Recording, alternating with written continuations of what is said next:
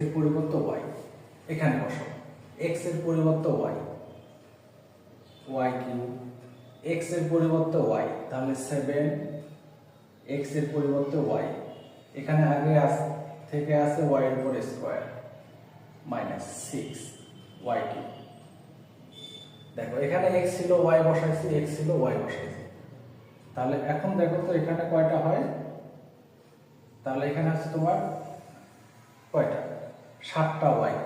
তাহলে এখানে y cube, তাহলে 7y কিউব, তাহলে এখানে আছে মাইনাস 6y কিউব। তাহলে আমাদের হচ্ছে না।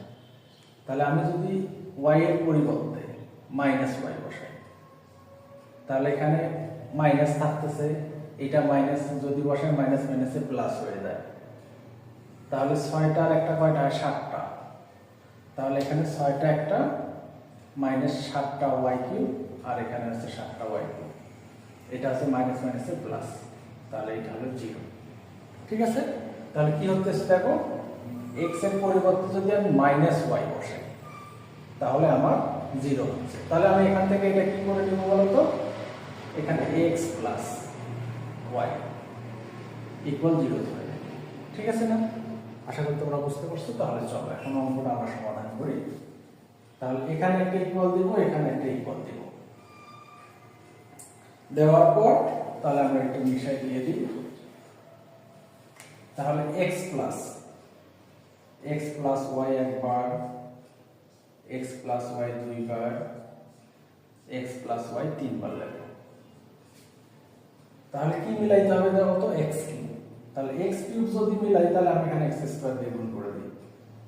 তাহলে x কিউব, এটা দিয়ে এটা গুণ করো, প্লাস এটা দিয়ে এটা গুণ, তাহলে x স্কয়ার y।